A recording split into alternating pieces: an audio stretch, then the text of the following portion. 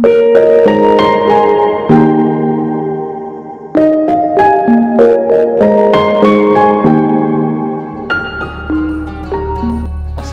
warahmatullahi wabarakatuh. Alhamdulillah saya lagi di Jogja dan diterima di rumahnya Pak Fahrudin Faiz. Saya manggilnya Pak Faiz. Apa kabar Pak Faiz? Alhamdulillah. Alhamdulillah, terima kasih sudah berkenan silaturahmi. Terima kasih juga sudah meluangkan waktu ini main. Justru itu tujuan utamanya ke Jogja Pak Faiz. Pak Faiz, kita udah sering ngobrol soal filsafat, soal cinta diantaranya. Nah, kali ini tuh soal pertama ini Pak Faiz. Ini kan saya biasanya banyak penontonnya itu generasi milenial, generasi muda gitu, yang memang masih jauh lah dari mengetahui itu filsafat, apalagi kemudian belajar filsafat. Nah, sebenarnya kalau bagi generasi muda Pak Faiz, aspek menarik dari filsafat itu apa Pak Faiz? Karena kan Pak Faiz ini canggih betul karena filsafat tapi khutbah di masjid dalam tanda petik ya, ngisi pengajian di masjid dengan filsafat. Kemudian sudah saya cek udah ratusan videonya dari ujung satu tema sampai ke tema lainnya. Nah, itu gimana caranya Pak Faiz? Oke, ini saya sering itu memprovokasi teman-teman yang muda itu untuk tidak berhenti ingin tahu. Ya. Jadi tidak berhenti ingin tahu itu selalu mempertanyakan, selalu bertanya, tidak menerima begitu saja segala macam informasi yang masuk ke kita. Jadi saya sering menganalogikan ini seperti dulu lahirnya filsafat, itu orang bergerak dari mitos ke logos. Jadi mitos itu ada apa saja informasi masuk, ada apa saja pandangan, entah dari orang lain, entah dari adat, tradisi, budaya, ditelan begitu saja. Itu gaya mitos. Jadi dulu filsafat lahir karena mendobrak gaya mitos ini. Kemudian mereka ingin mencari sebenarnya jawaban yang masuk akal itu apa sih, selain yang mitos-mitos. Kalau di Yunani kan mitosnya mungkin ada dewa Zeus lah, ada Thor lah yang itu ada macam-macam itu. Nah, para filosof ini tidak terima jawaban-jawaban kayak gini, kok rasanya tidak pantas untuk jawab problem kehidupan. Kalau ada banjir disebutnya wah ini dewa Poseidon sedang murka, kayak gini. Nah, jadi, kalau di masyarakatnya yang biasa jawaban-jawaban ini diterima. Tapi para filosof ini merasa tidak cukup jawaban ini untuk menemukan kebenaran. Nah, teman-teman yang muda menurut saya ini kan masih semangatnya masih besar, bertanya-tanya. Nah, itu coba hidupkan terus pertanyaan itu. Mengapa kemarin kan ada ramai itu problem hoax merajalela, problem orang ketipu info apa, terjebak prank apa. Itu karena kita mentalnya sering masih mental mitos. Jadi ada apa saja ditelan begitu saja. Padahal kita kan juga sudah ngerti, bahkan berita-berita yang kadang-kadang rasanya resmi pun masih harus diklarifikasi lagi, masih harus dikejar lagi. Maka menurut saya ya, untuk teman-teman yang muda, hidupkan terus rasa ingin tahu. Nah, sikap seperti ini itu yang saya sebut sikap yang filosofis ya. Jadi ada perasaan ingin tahu, perasaan bertanya. Iya, jadi nggak menelan begitu saja. Nah, saya sebenarnya juga mau masuk ke tadi sudah disinggung sama Pak Faiz. Kalau dulu itu mitos menuju logos, sekarang itu hoax menuju logos kayaknya. Yang perlu dijembatani itu Pak Faiz. Nah, kalau mungkin, pandangan filsafatnya. Hoax itu bagi saya ketika kita terima begitu saja, mental kita itu persis seperti mental mitos. Mungkin kita nggak terima ada hantu apa ada Nyai Roro Kidul ada bagi saya mitos semua. Tapi menyikapi berita yang nggak rasional, berita yang nggak masuk akal atau belum jelas kita terima begitu saja, itu sama seperti orang menerima begitu saja mitos-mitos yang tadi ditolak. Maka mitosnya mungkin hilang, tapi mental mitosnya masih hidup. Itu di Indonesia masih subur menurut saya mental mitos ini yang membuat kita berkembangnya susah. Akhirnya orang itu terus cara berpikirnya siapa yang dimitoskan. Ya. Jadi yang ini memitoskan itu, yang ini memitoskan yang lain. Akhirnya terus pertandingan antar mitos siapa yang lebih unggul. Antar dewanya masing-masing. Jadi milih dewanya sendiri. Akhirnya ada sentimen hingga Iya, kebencian jadi- bahkan konflik. Iya, jadi dewanya itu wujudnya bisa gagasan, bisa kelompok, bisa orang, bisa aliran, bisa apa saja. Iya, di atau dewa. bisa media juga yang bisa percaya. media dan seterusnya. Nah, Ya makanya jeda nulis ini menurut saya bagus, tapi semoga tidak disikapi sebagai mitos. iya, Ya, jadi- tidak ditelan begitu saja. Jadi kalau disikapi sebagai mitos ini tidak akan berkembang. Mitos itu kan dianggap pasti baik, pasti benar. Iya. Kalau sudah merasa pasti baik, pasti benar, biasanya orang tidak ingin berkembang lagi. Iya. Jadi tidak ingin meningkat lagi, sudah baik. Iya. Nah, Justru makanya jeda nulis itu berusaha untuk narsumnya dari mana-mana, Pak Fai. oh ya, Beda agama, bahkan ada narsum kita yang nggak beragama, Pak Fai. tidak apa-apa, itu kan nambah penjelajahan untuk mencari jawaban dari banyak pertanyaan. Iya. Mengapa kita menjelajah kemana-mana? Karena banyak yang ingin kita cari. Dan ragam perspektif juga dengan psikolog, sekarang dengan Pak Faiz seorang pakar di bidang filsafat dan banyak lagi. Dan memang dari awal bilang ini semua harus dikunyah, Iya. jangan langsung ditelan. Saya sering begitu. Jadi ini kayak kalau kita makan, ada apa saja dikunyah, dirasakan, diukur kecocokannya dengan tubuh kita. Ada makanan itu yang untuk saya bagus tapi untuk dia beracun. Enggak, ya. Daging itu bagi mungkin yang darah rendah itu manfaatnya besar, tapi bagi yang darah tinggi hati-hati. Hati-hati. Kayak gitu loh. Jadi Iya. kadang pengetahuan, wawasan, ilmu itu juga begitu. Makanya kita juga tidak boleh juga merendahkan yang berbeda visi dengan kita. Mungkin dia kebutuhan nutrisi ilmunya beda dengan kita. Ya, dengan kita. Iya, jadi Nah, kalau soal ini tapi problemnya itu Pak Faiz, orang sadar bahwa hoax itu berbahaya. Iya. Tapi data dari Kominfo kalau nggak salah waktu itu saya baca 46% orang Indonesia itu tidak bisa membedakan mana hoax dan mana bukan hoax. Iya. Kemudian banyaklah edukasi diantaranya ke media yang mainstream mungkin karena dia sudah terdaftar di Dewan Pers, kemudian bisa dipertanggungjawabkan secara jurnalistik dan lain sebagainya. Tapi media mainstream juga bukan jaminan akhirnya sekarang. Iya. Bahkan Pak Faiz tadi sempat singgung, lembaga resmi pun kadang Iya. masih kecolongan.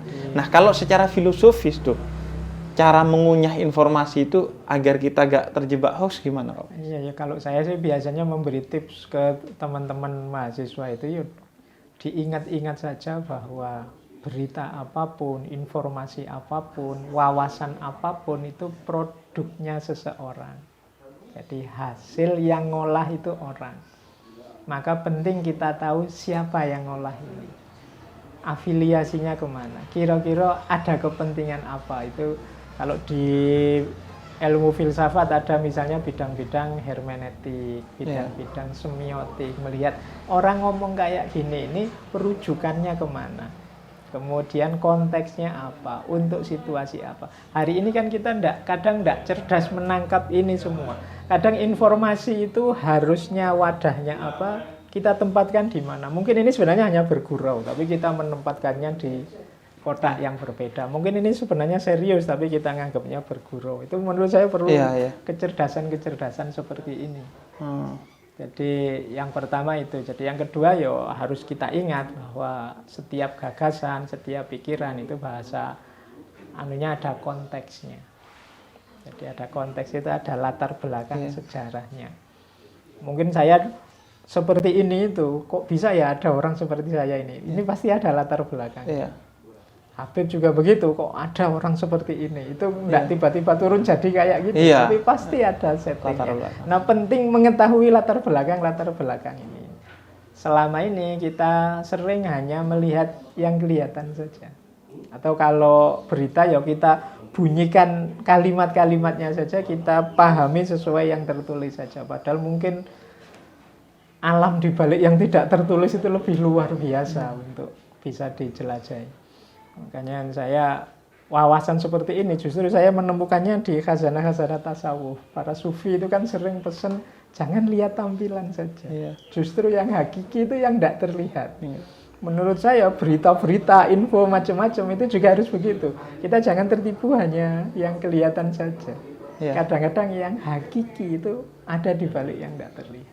Di filsafat juga kan ada madhab Frankfurt yang gitu kan ya, Pak. Kalau yang Pak Edi? teori, Teori kritis kritis itu, ya. Jadi kalau di itu sebenarnya untuk mengkritisi modernitas. Iya. Jadi yang tidak ada gagasan, yang tidak ada kepentingan, Iya. tidak ada manusia itu yang kalau bahasanya agama, ikhlas luar biasa melakukan ini, tidak ada motif Iya. apapun, tidak ada, enggak. Jadi Pasti selalu ada pendorong, ada kepentingan, ada tujuan. Ini menentukan nanti bentuknya. Iya. Misalnya ngobrol kita ini, itu kan juga diatur ada keinginan apa, ada tujuan apa, itu kan juga nyetir. Mengapa temanya dibawa ke sini, itu kan juga ada drive-nya, jadi ada yang mendorong ke situ. Walaupun kalau ini kepentingannya baik, Pak Faiz, insya Allah. Insya Allah. Tapi menurut saya baik gitu. Iya, ya, kita niati baik. Ya, saya bilang tadi loh, kadang-kadang daging itu bergizi untuk kita, bagi yang lain Iya, itu iya betul. Iya, Jadi buat Anda yang nggak boleh makan daging, jangan nonton ini. Karena ini isinya daging semua. ini kolesterol semua. Sama Pak Faiz itu isinya daging semua ngobrol. Iya, jadi harus hati-hati juga karena kalau kebanyakan daging. Iya, kebanyakan daging. Kalau anak saya makan ayam nggak suka dagingnya, suka kulitnya malah. Suka kulitnya ya. Ada yang suka cekernya Ada malah. suka cekernya. Nah. Jangan dipaksa daging semua. Saya juga kalau ditanya itu tips kok bisa berteman dengan ada namanya Coki Pardede, Pak Faiz. Nah, dia itu nggak beragama orangnya, agnostik. Kata saya kuncinya sih memahami orang yang berbeda itu, Pak Faiz. Jadi konteksnya tadi, latar belakangnya, sehingga ukurannya bukan diri kita. Kalau ukurannya diri kita memang, waduh, orang kok nggak beragama ya. Tapi ketika kita pahami kenapa dia begitu dan lain sebagainya, akhirnya ya lebih enjoy kita. Iya, dan secara filosofis memang begitu. Bahkan menurut saya secara agama pun ya Begitu. iya, kita diperintahkan bergaul dengan siapapun, menunjukkan, menampakkan kemuliaan di depan mereka dan macam-macam. Ada logika dakwah dan macam itu kan justru menuntut kita untuk akrab sama mereka-mereka. Lita Arofu itu saling mengenal itu ya. Ta'aruf. Jadi kita bahkan bisa mengambil pelajaran dari siapapun tentang apapun. Kalau dalam agama yang semacam ini kan yang disebut hikmah. Hikmah. Jadi hikmah itu tidak cuma bisa kita temukan dari orang baik-baik, orang soleh, para alim ulama. Kadang-kadang pelajaran itu muncul justru dari hal-hal yang mungkin kita tidak suka, mungkin oleh masyarakat dianggap sesuatu yang pinggir, banyak segalanya bisa. Atau bahkan bisa mungkin jadi binatang ya, Pak. enggak, jadi binatang, tumbuhan apa saja. Nah, tadi Pak Faiz juga sempat menyinggung orang kayak Pak Faiz pun ini ada latar belakangnya. Nah, ini yang pengen kita tahu juga Pak Faiz. Soal latar belakang itu. Saya kebetulan S1 juga di filsafat dan seingat saya Pak Faiz, saya itu satu-satunya atau paling enggak sedikit dari orang yang memilih filsafat. Yang lain itu biasanya pilihan keduanya filsafat, nggak diterima di tarbiyah, sudahlah filsafat aja lah daripada saya nggak kuliah gitu. Kadung sudah ke Jakarta, nah rata-rata begitu. Atau bahkan ada yang sembunyi-sembunyi Pak Faiz. Jadi ada satu teman saya dari Madura dia itu kuliah 2 sampai karena dia sukanya filsafat, dia kuliah filsafat, tapi orang tuanya nggak bolehin. Dia kuliah juga di tarbiyah, di pendidikan. Nah, yang disetor ke orang tuanya ini di pendidikan itu. Yang di filsafat, sembunyi-sembunyi dan dia bayar sendiri semua uang kuliahnya. Nah, Pak Faiz ini termasuk yang kecelakaan atau yang milih filsafat? Kalau saya masuk filsafat tidak ada yang menghalangi. Karena tidak ada yang tahu filsafat itu apa. Jadi orang tua saya juga, filsafat itu apa toh? Gitu. Cuma saya bukan orang yang milih filsafat awalnya. Jadi mungkin di beberapa pembicaraan saya yang lain saya ungkapkan saya dulu milih filsafat itu semacam tidak sengaja saja. Jadi saya masuk UIN itu dulu IAIN itu sebenarnya tidak terlalu minat kuliah. Itu tahun berapa Pak? Tahun 93. Jadi Saya 2006 aja itu masih sesat filsafat, apalagi 93 Pak Faiz. enggak sesat karena enggak banyak yang tahu. Oh, karena nggak banyak yang tahu. Apa Bukan itu karena filsafat, iya. Enggak banyak yang tahu. 93. Pertama. 93. Jadi saat itu saya sebenarnya misinya masih karena anak muda ya ingin menjelajah kemana-mana. Bayangannya saat itu penjelajahnya ya paling enggak ke pesantren-pesantren tertentu gitu ya. Saya masih punya ambisi-ambisi gitu. Tapi kemudian sama ibu, yo kuliah lale, maksud enggak kuliah. Iya. Tetangga-tetangga beberapa juga kuliah, ya sudah akhirnya mau kuliah di rumah ya sekalian jalan-jalan ke Jogja. Begitu sampai sini memasukkan berkas itu juga ya masih melayang saya. Begitu ditanya petugasnya, Mas, ini sampean termasuk ranking kalau zaman itu. Kalau zaman itu ranking 10 besar itu bebas milih jurusan. Sebelumnya pesantren Pak. Di Jember saya. Pak Faiz Jember. Iya. Saya Bondowoso. Sekolahnya Jember tetangga. saya. MAPK zaman dulu. Proyeknya Pak Munawir Sazali. APK. Ya, Madrasah Aliyah Program Khusus. Program khusus. Ya. Jadi itu program Khususnya itu maksudnya di tempat agama. misinya ya agama. Jadi niatnya mau mencetak orang-orang yang intelektual tapi juga ngerti agama. Itu kayaknya santri kolonial. Jadi santri di zaman kolonial kayaknya gitu. Jadi tempatnya asrama malah bukan pondok. Asrama ya. Ada ustadz, ada kiainya. Di Jember. Dan Ya, aslinya di Jember. Pak Faiz dari? Saya aslinya Mojokerto. Mojokerto. Mojopahit. Itu di Jember, Mojopahit. Ya, kita sama-sama Jawa Timur ya. Nah, jadi setelah itu terus bebas memilih. Iya, karena bebas milih, plus kok ya saya enggak terlalu minat kuliah, akhirnya saya ke petugasnya itu, Mas, jurusan sebanyak ini kira-kira yang biasanya enggak laku yang mana. Ranking kok pilih yang enggak laku loh. Saya padahal itu harusnya saya cari yang paling favorit. Iya, ya. yang paling Tapi favorit. saya pilih yang paling enggak laku aja. Bayangan saya itu ini kalau jurusannya enggak terlalu laris, kuliahnya enggak terlalu serius. Jadi saya bisa santai-santai. Jadi ternyata. Iya, sama bapaknya petugasnya itu malah, wah ini Mas jurusan yang biasanya mesti paling sedikit, nanti dapat mahasiswanya filsafat. Ya sudah, masuklah ke filsafat hanya karena enggak pingin serius kuliah. Padahal iya. ketika masuk ya Pak Faiz, sangat serius. Ketika masuk, ya ilmunya serius. Sayanya pas kuliah juga enggak serius juga, memang enggak terlalu minat. Jadi kuliah pun saya merasa masih belum ada. Masih ngawang-ngawang. Ya kalau dalam bahasanya sains itu nanti memang ada momen eureka, momen ketika orang Jawa menyebutnya meletik tiba-tiba. Oh iya ya, itu kayak pikiran terbuka gitu. Terus ilmu-ilmu filsafat yang kemarin hanya dihafalkan sekarang ngerti petanya, ngerti arah. Dan memang sedikit. Saya tuh semester 3 atau 2, 3 kayaknya, itu muridnya sisa 7 kalau nggak salah Pak. Dari awalnya 34 pada hilang. Kayaknya pendaftaran baru dia pindah ke tempat lain. Iya, nah, pokoknya kalau yurekanya itu Pak Faiz menarik tuh. Kapan yurekanya? Setelah lulus justru. Jadi setelah lulus kuliah. Itu lulus S1, saya kuliah S2. Ketika mulai kuliah S2 itu baru ada rasa, wong aku ini mahasiswa filsafat ya. Harusnya kalau dikit-dikit ya ngertilah tentang filsafat. Ada lah yang tanya-tanya, orang tanya saya tentang filsafat, maksudnya enggak bisa jawab kan gitu. Bayangan saya begitu.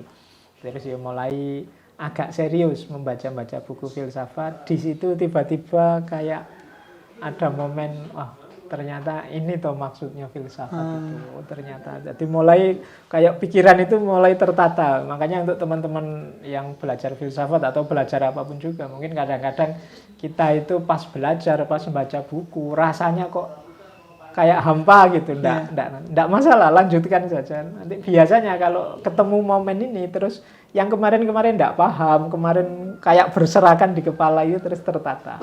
Kejahit sendiri. Iya, terjahit sendiri. Oh, berarti kemarin itu maksudnya ini. Tokoh ini yang kemarin saya belum paham itu arahnya mesti ke sini. Jadi ada titik eureka itu. Iya, jadi ada momen. Saya lebih senang pakai istilahnya orang Jawa. Orang Jawa menyebutnya meletik. Meletik. Jadi meletik pas itu, gitu ya. Kayak mental, kayak api yang tiba-tiba meletik ke atas itu. Jadi kan ada orang tertentu yang selama ini dia nggak kelihatan sama sekali, tiba-tiba begitu muncul, bagus itu bagi saya momen meletik. Iya. Dan itu saya rasakan justru setelah lulus kuliah. Makanya terus S2 saya ambil filsafat lagi, S3 Nah, iya. juga temanya Itu filsafat. sudah sepanjang S1 nggak tertarik, tapi kok malah S2-nya? Ya, akhirnya jadi begitu masuk mendalami terus merasa kok menarik. Baru ambil S2 kemudian. Jadi ilmu itu kan dari cuek terus kemudian paham, ada sesuatu yang baru. Setiap kali baca ketemu wawasan baru, kok menarik, tambah menarik terus. Ya, Semakin asik. mungkin juga kalian yang WA-nya nggak dijawab-jawab atau cuman dijawab iya, oke, itu kayaknya nunggu meletiknya itu. Nggak apa-apa lah. Nanti siapa tahu, tunggu saja sadarnya. Tunggu saja dia sadar kepada Anda nanti bahwa Anda itu hebat. Tapi Makanya, ya siapkan. Iya, makanya yang sudah punya pacar ya gitu, cepet-cepet dilamar. Jangan-jangan dia sadar nanti. Iya. Jangan-jangan sadar Kalau malah sudah sadar, meletik ke bawah. Malah, oh iya ya. Lah kok sama ini saya ganti ya. Jadi itu S2 dan S3 akhirnya juga Pak Faiz ya, filsafat ya. Juga, meskipun judulnya kalian di UIN belum ada filsafat, saya ambil studi Islam, tapi yo tema disertasi macam-macam saya angkat filsafat. Filsafat. Ya, jadi, sudah kadung seneng sama filsafat. Jadi karena belum terlalu lama asiknya dengan filsafat, jadi sekarang belajar bareng teman-teman filsafat itu jadinya tambah asik karena saya sendiri juga masih nambah terus belajar. Kayak orang terus, ya. telat puber gitu atau bukan, puber kedua. Jadi bukan yang sudah ngerti lama saya itu, kalau itu kan tidak ada rasanya sudah. Tapi ini karena saya juga kejar-kejaran ini sama teman-teman nambah wawasan baru terus. Nah, kalau cara bikin senengnya itu Pak Faiz, kan Pak Faiz sudah menyenangi filsafat, bisa nggak Pak Faiz dibagikan yang menyenangkan dari filsafat itu apa? Menurut saya bagian paling menyenangkan dari filsafat itu adalah kita bisa menyambung gagasan-gagasan para filosof yang unik-unik, hebat-hebat itu dengan kehidupan kita. Jadi kadang-kadang saya itu merasa misalnya baca gagasannya Plato tentang gua misalnya. Ternyata kebenaran yang selama ini kita lihat seolah-olah itu nyata, fakta, benar, bisa jadi hanya bayangan. Nah, itu kan kalau disambungkan dengan kehidupan kita. Oh iya ya, berarti mungkin yang selama ini saya anggap benar ya bisa jadi itu ilusi pikiran saya saja, atau keterbatasan perspektifku, keterbatasan kacamataku saja, ngertinya cuma itu. Oh, itu kayak gini kan nyambungnya. Nah, ketika gagasan-gagasan para filosof bisa disambungkan dengan kehidupan kita. Makanya tadi saya sebut semuanya terus jadi hikmah. Jadi ketemu rahasianya di mana kemanfaatannya untuk hidup kita. Kalau sudah gini terus kita jadi asik. Iya. Jadi seburuk apapun kita bisa melihat ya, termasuk baiknya di mana. Gagasan-gagasan, misalnya ada gagasannya yang sering dikritik dalam filsafat, agama adalah candu misalnya Karma. Atau Nietzsche.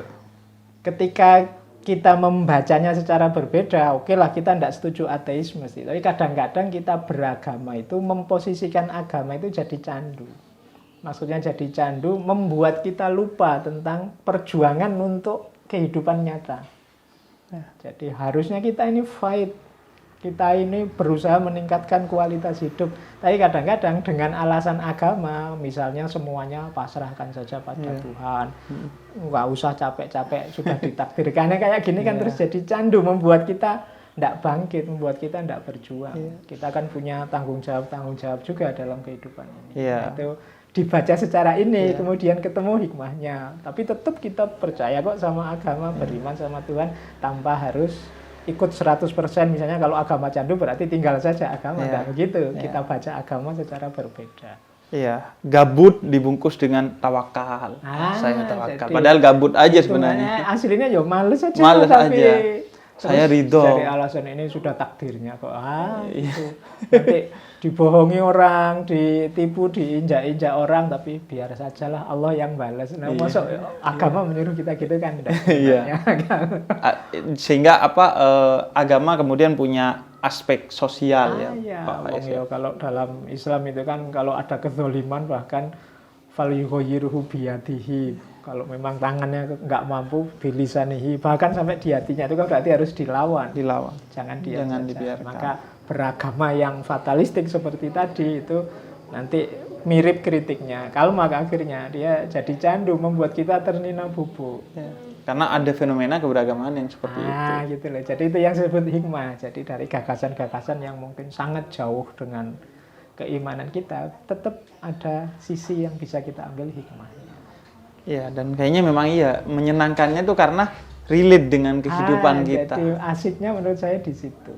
Karena relate. Ya kayak kalau bahas cinta, misalnya hari ini sedang rame tentang bucin, nah nanti kita banyak filosof-filosof yang gagasannya relate dengan itu. Nah, itu saya bahas tuh sama Pak Faiz di Cahaya untuk Indonesia tuh, tentang cinta dan bucin gitu. Oke, kalau gitu jadi ketemu dan akhirnya jadi anak muda generasi milenial itu senang sesuatu yang relate. Wah, ini gua banget, ini saya banget. Ini relate dengan saya. Kuncinya relate itu jangan kita nyari objeknya yang relate dengan kita. Kita yang membaca, cari sudut hidup kita yang relate dengan objek itu. Nanti ada banyak hal yang asik relate dengan hidup kita. Alhamdulillah. Oke, Pak Faiz, terima kasih waktunya. Kita belajar on the way filsafat ini. Belajar menyenangi filsafat sehingga nanti kalau sudah mau belajar filsafatnya secara utuh, Pak Faiz ada 300 video lebih tentang filsafat yang sudah di-upload. Jadi bisa tonton di channelnya Pak Faiz ya. Tapi channelnya Pak Faiz nih channel masjid Pak Faiz ya. Masjid MJS. Masjid Jami Sudirman. Masjid Jenderal Sudirman. Oh, Masjid Jenderal Sudirman. Oke Pak Faiz, terima kasih. Ya teman-teman, silakan ambil apa yang bermanfaat dan jangan lupa untuk dikunyah dulu agar Anda gak cegukan. Jadi dikunyah dulu baru ditelan. Kalau enggak cocok dimuntahkan saja. Dimuntahkan. Nggak termasuk mubazir karena gak enak, karena bahaya mungkin, jadi dimuntahkan nggak apa-apa. Kuatirnya ditelan tiba-tiba muntahnya lama nanti. Kalau sudah enggak enak dimuntahkan. Saya kasih tips penting, hati-hati pada orang yang merendahkan hatinya atau merendahkan dirinya bahkan, karena biasanya dia punya derajat yang tinggi. Hati-hati pada orang rendah hati. Atau kalian memandang saya terlalu tinggi, akhirnya anggapnya rendah. Oke Pak Faiz, terima kasih. Teman-teman silakan ambil dan assalamualaikum warahmatullahi wabarakatuh. Waalaikumsalam.